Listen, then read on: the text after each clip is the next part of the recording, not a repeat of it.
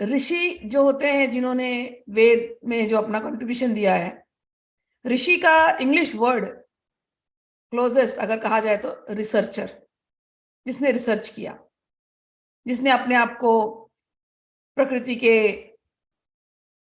से ट्यून किया, प्रकृति के नियमों को समझा,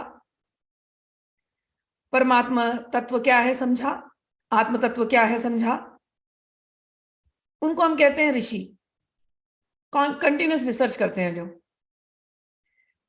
तो ये जो भी आप पढ़ते हैं, वेद उपनिषद जो कुछ भी पढ़ा, ये ऋषियों ने उसको प्रैक्टिस किया, उसको अनुभव किया।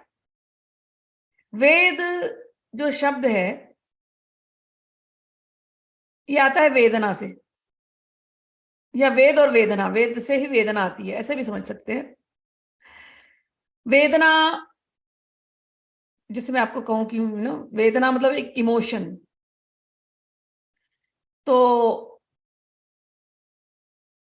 दुखद वेदना होती है और सुखद वेदना होती है। हम लोग नॉर्मली आजकल के लैंग्वेज में हम केवल दुखद वेदना ही बोलते रहे, मुझे बड़ा वेदना हो रही थी, मुझे बड़ा दुख हो रहा था।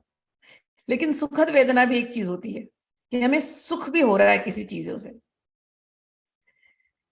तो वेदना यानी इमोशन, यानी वो एक एक्सपीरियंस, वो एक फीलिंग। जो रिसर्चर हैं, जो ऋषि हैं, उन्होंने इस वेदना को पकड़ा, इस फीलिंग को पकड़ा, इस इमोशन को पकड़ा, जो भी वो फील करते थे अपने स्पिरिचुअल क्वेस्ट में, उसको वो रिकॉर्ड करते थे।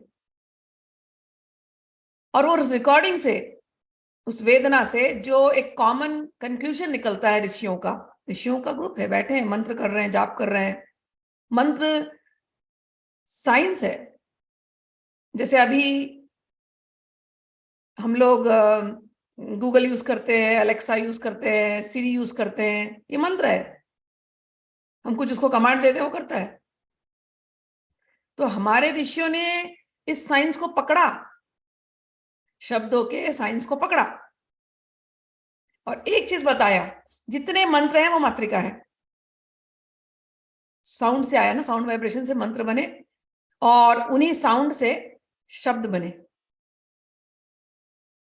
शब्द में ज्ञान है, और ज्ञान में भावना है। फॉर एग्जाम्पल, कोई बच्चा बोले मेरी माँ है, ये मेरी माँ है, ये मेरी माँ है। कितने शब्द, कितने उसके अंदर अक्षर लगे? तो एक एक अक्षर जो है वो मात्रिका है, वो शब्द, मतलब वो एनर्जी को कैरी कर रही है एक चीज को दर्शाने के लिए। ये मेरी माँ है, इतने अक्षर लगे बताने के लिए, एक चीज को डिनोट करने के लिए। जैसे ही बोला ये मेरी माँ है, उसमें एक भावना, आप सबने जितने सुना, एक भावना आई, माँ की भावना आई कि नहीं? किस शब्द से माँ की भावना आई? मेरी माँ, मेरी माँ, माई मदर, उसमें भावना जुड़ गई। तो मातृका से जो है ये शब्द बने, उन अक्षरों से शब्द बने। शब्दों में ज्ञान है, ज्ञान में भावना है, और ये जो शब्द है ये ब्रह्म है, शब्द वह ब्रह्म, और इस ब्रह्म में ही शक्ति है। अब मैंने आपसे कहा ये मेरी माँ है, तो आपको बड़ा एक अच्छा फीलिंग आया होगा, सुखद भावना, सुखद वेदना। माँ शब्द में सुखद वेदना है, ठीक है? तो इसको रिकॉर्ड किया गया। अब मैं आपको साइंस समझा रही हूँ, मंत्रों वाली। इसको रिकॉर्ड किया गया। ये मेरी माँ है, ये एक किसी पर्सन को डिनोट कर रहा है, ये हमको पता है।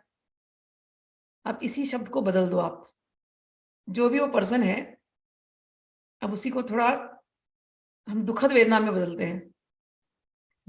क्षमा करना, एक्सप्लेनेशन के लिए बता रही हूँ, ठीक है ना? सभी माताओं को नमस्कार है। ये मेरे बाप की, ये मेरे बाप की, ये मेरी बाप की जोरू है। अब बोलिए। ये मेरी माँ है, में सुखद वेदना आई, ये मेरे बाप की जोरू है। वेदना कहाँ चली गई? आ गया ना मन में कुछ तो अजीब अजीब विचार, ये क्या बोल रही है, ये क्या लैंग्वेज है? आ गया ना हमको गुस्सा, ये क्या लैंग्वेज है, अनसिविलाइज्ड। दोनों स्टेटमेंट एक ही चीज को डिनोट कर रहे हैं। ये मेरी माँ है, ये मेरे बाप की जोरू है, ये मेरे बाप की औरत। माँ मुझे खाना दो, कितना प्यार से माँ इतने प्यार से देगी। ये मेरे बाप की औरत खाना देती है या नहीं देती है? See how things change. शब्द वही दर्शा रहे हैं, लेकिन भावना बदल गई, वेदना बदल गई। एक में सुखद वेदना आ रही है, एक में दुखद वेदना आ रही है। शब्दों का ही तो खेल है। राहुल लिखते हैं, जय माँ ये मेरी माँ है। सही बात है। तो ऋषियों ने ये समझा कि हर शब्द में एक भावना जुड़ी है, एक वेदना जुड़ी है। वो वेदना वो क्रिएट करती है जो आप पाना चाहते हो। सुखद वेदना वाले शब्द सुख लाएंगे, दुखद वेदना वाले शब्द दुख लाएंगे। यही मंत्रों में उन्होंने उपयोग किया। इसीलिए मंत्रों का एक शास्त्र बना। उच्चाटन, विद्वेषण, मारण, वशीकरण, सम्मोहन, ये सब मंत्रों के, शब्दों के इसी साइंस को लेकर के बनाया गया। वेदना से, वेदना को लेकर के बनाया गया। वेदना से ही, वेदना से होता है वेद। वेद यानी ज्ञान। समझ में आई बात? वेद यानी ज्ञान कहां से आया? वेदना से। इस ज्ञान को कैसे एक्सप्रेस किया गया? शब्दों के माध्यम से। वेदों में यह बताया गया कि शब्द ही ब्रह्म है। ब्रह्म का अर्थ क्या होता है? Which is going to be there always. ब्रह्म को कोई समाप्त नहीं कर सकता, ब्रह्म हमेशा है। तो हम जिन शब्दों का उपयोग करते हैं अपने जीवन में, समझ के लेना इस बात को, बहुत इंपॉर्टेंट है ये। जो शब्द आप मुंह से बोलते हैं ये ब्रह्मांड में फॉरएवर रहता है,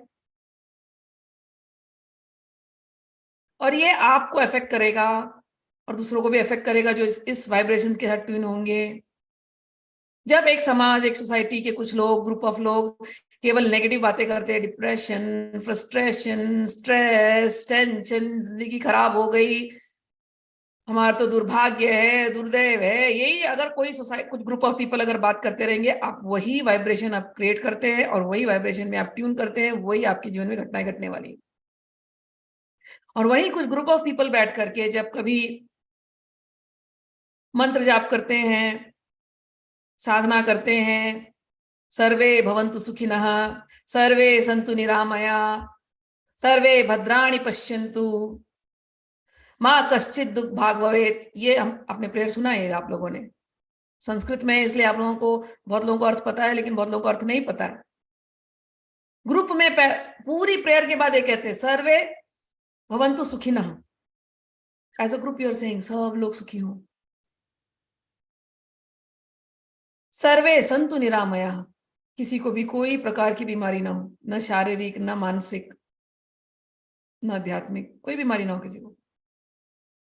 सर्वे भद्राणि पश्यन्तु, सब लोग जहां देखे, जैसा देखे, अच्छी ही चीजें देखे, अच्छी ही चीजें देखे, शुभ। जब ऐसे कोई रहेगा तो उसे दुख किस बात का? किस बात का दुख? दुखी नहीं होना कभी। ये इस संस्कृत प्रेयर में हमको सिखाया गया, सर्वे भद्राणि पश्यन्तु। हम लोग नहीं समझते इन चीजों, क्योंकि इस शब्द में अब वो वेदना गई है, तो वो वेदना जो है वो ब्रह्मांड में रहेगी और लोगों का कल्याण करती रहेगी। ये ऋषियों ने, जिसको कहते हैं ना ग्रुप में मंत्रों के द्वारा वाइब्रेशन यूनिवर्स में छोड़ना, अभी पॉजिटिव टॉक्स इन यूनिवर्स ऐसे सब चालू हो गए, बट हमारे ऋषियों ने बहुत पहले कर लिया था।